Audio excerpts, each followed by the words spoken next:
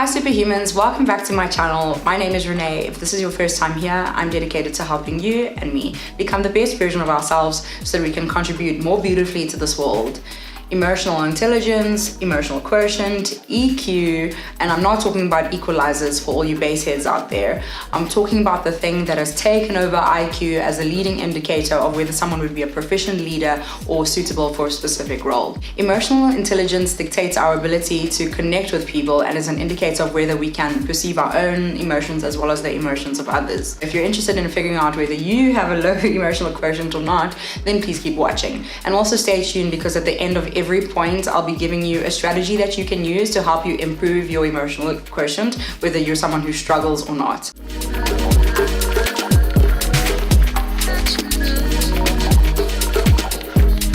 If you're interested in becoming the best version of yourself, then please subscribe to my channel.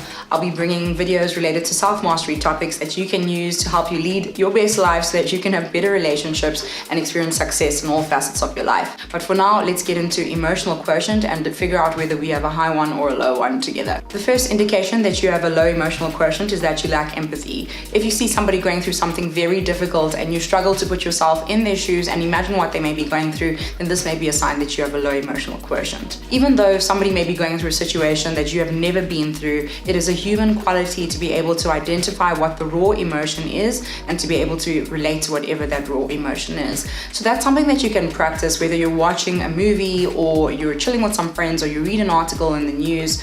Whenever you find that there's a situation where someone is going through something really challenging, regardless of how distant it may be from anything you've ever gone through, try to identify what the underlying emotion they may be dealing with is and think about a situation where you've been in a similar thing. This is a great thing that you can practice whether you have a low EQ or not, that can help you to relate better with people. The second indication that you have a low EQ is that you are very inflexible.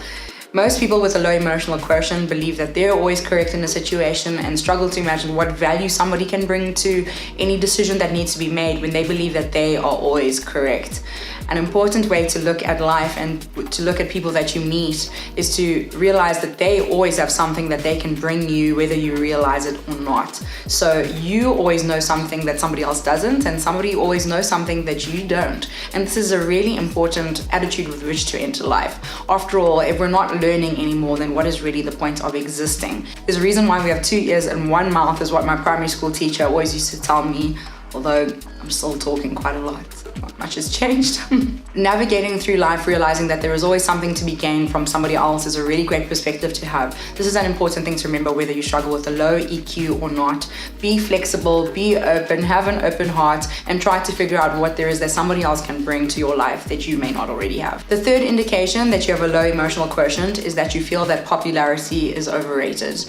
This is something that I told myself for many years when I struggled to build friendships during primary school and the early parts of high school. I would tell myself that it's okay. I'm sure that there are so many people out there who are truly wonderful people but didn't have any friends, and that popularity was very overrated and I didn't need a social aspect of my life. But the reality is that I told myself the story so that I wouldn't feel pain and so that I can make an excuse for myself with the way that I was behaving and carrying on. I made it very difficult for people to connect with me because of my own behavior, but I removed the power that I had to change my behavior by placing the blame and the focus on the external factors instead of trying to look within to see what the issues were. Even though it's true that all of the amazing people that have walked this earth, people like Prophet Muhammad or Mahatma Gandhi or Florence Nightingale and all of the incredible people out there, were hated by a group of people or some people along the way, regardless of what they did.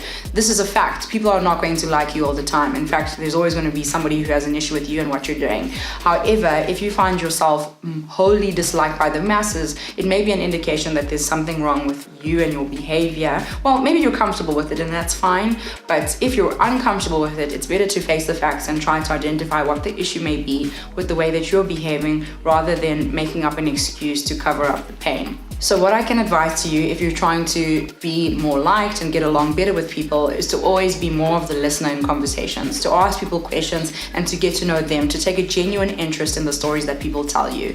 Try to find basis of connections and similarity rather than dissimilarity. So try to navigate through a conversation and identify where there are points in which you feel very similarly about a topic and engage on that. The fourth indication that you have a low emotional quotient is that you have unreasonably high expectations expectations of yourself and others. There are two components to emotional quotient. This is being able to manage and understand your own emotions and being able to understand and respond to the emotions of others. When we have unreasonably high expectations on ourselves, we place expectations on ourselves as though we are above human. This means it will always be impossible for us to meet the standards that we set for ourselves, and we'll be living in a way of chronic dissatisfaction. And this is no good for our mental health. This makes us more tense as people and makes us very difficult to relate to. Have you ever met somebody who you think has an incredibly stringent expectation of the results that they want for themselves, but that actually makes them a very cold and closed-off person because they can never truly relax? On the other side of the coin, if you constantly have extremely high expectations of your friends and your family and the people around you, they will always feel like they're constantly disappointing you, and this will prevent them from building trust and feeling comfortable around you. My advice to you here is to pay attention to the way that you're looking to the future and outcomes of a situation. Are you looking to the future with a sense of hope and a positive excitement, or are you looking at the future with a high degree of expectation and a very narrow range of what will be a favorable outcome? If that is the case, then I would suggest that you place more of an emphasis on the preparation and the practice that you put in place rather than what the specific outcome will be. We'll always feel a lot more relaxed and pleased if we know that we gave our very best to a situation regardless of what the outcome is. So practice and preparation is the antidote to fear. The fifth indication that you have a low emotional EQ is that you often feel understood and find yourself blaming others for situations that you find yourself in. Well, this is actually a very common thing. It's one of the human plights that we all go through, is feeling this feeling of nobody understands me. But this is actually an indication that you are suffering with a low EQ, and it's best that you start working on it as soon as possible so that you can start taking accountability and responsibility for your life so that you feel more empowered to create the destiny that you want. If you want to start seeing a change in your relationships, it's really good to start acknowledging the impact that the energy and the vibrations and the thoughts and the words and the actions that you put into the universe actually have on the way that your relationships are built. And more often than not, people will respond to us based on the way that we treat them. If you approach someone with hostility and defensiveness, we can't be shocked when they approach us in the very same way. On the other hand, if somebody approaches you with aggression and hostility and you respond with gentleness and kindness and understanding, you'd be surprised at how quickly they actually soften. I can't even tell you the amount of times where somebody has come to me in a situation and thanked me for being very understanding regardless of the hostile tone that they have taken with me when they brought up an issue. Another thing that you can do is to change the way that you ask and answer questions. This basically defines our thought patterns. So instead of asking something like, why does nobody understand me? You could rather ask yourself, what can I do to better communicate my point of view so that I can establish a better connection with this person? This automatically places the ball in your court and gives you power so that you can actually leverage something in the situation. As soon as we ask disempowering questions such as why me and why always this, we automatically take the power away from ourselves and point to the situation where there is no solution.